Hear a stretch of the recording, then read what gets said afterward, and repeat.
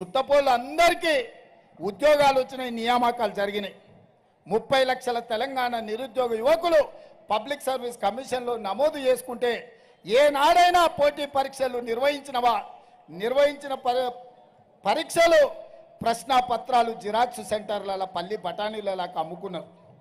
పరీక్షలు నిర్వహించకుండా నిరుద్యోగుల ఆశలకు గండి కొడితే పిల్లలు రైలుకు ఎదురయ్యి రైలు కింద పడి చచ్చిపోతుంటే ఫ్యాన్లకు ఉరేసుకొని ప్రాణాలు తీసుకుంటుంటే ఏ ఒక్కరోజైనా చంద్రశేఖరరావు ఆలోచన చేసిండా?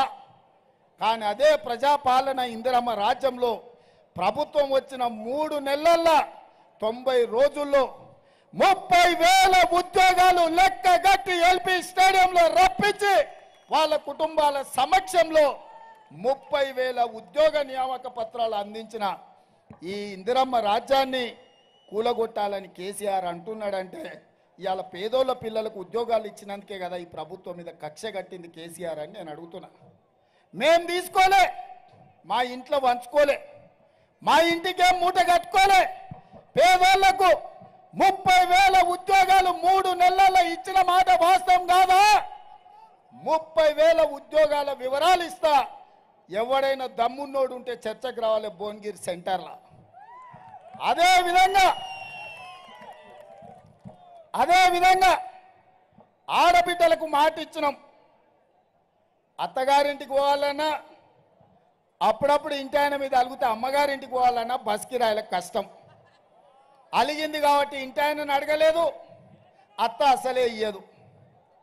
ఎట్లా చేయాలని చింత చేస్తుంటే యాదగిరిగుట్ట లక్ష్మీ నరసింహస్వామిని దర్శించుకోవాలన్నా మేడారంలో సమ్మక్క సారక్క జాతరకు పోవాలంటే వాళ్ళనో వీళ్ళనో సాయం అడిగే బదులు వాళ్ళ ఆత్మ గౌరవంతో తిరగాలని ఆర్టీసీలో ఆడబిడ్డలకు ఉచిత ప్రయాణం ఇచ్చినాం.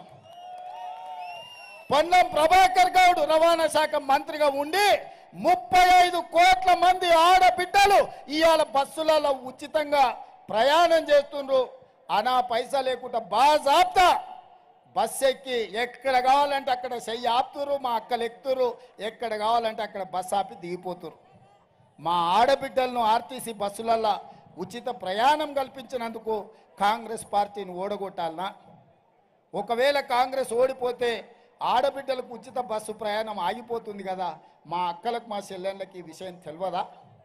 అదేవిధంగా పేదవాళ్ళు దావకానకు పోతే బిల్లులు కట్టలేక ఉన్న పొలం అమ్మినా ఆలి మీద ఉన్న తాలి అమ్మిన సరిపోని పరిస్థితుల్లో చంద్రశేఖరరావు రాజీవ్ ఆరోగ్యశ్రీని దివాలా తీపిస్తే మళ్ళీ పేదల ఆరోగ్యం కాపాడడానికి ప్రతి పేదవాడికి రాజీవ్ ఆరోగ్యశ్రీలో 10 లక్షల రూపాయలు ఉచితంగా వైద్యానికి అందించి ఇవాళ పేదవాడి ఆరోగ్యాన్ని కాపాడినందుకు కేసీఆర్ అమ్మే సారాయి తాగి కిడ్నీలు లివర్లు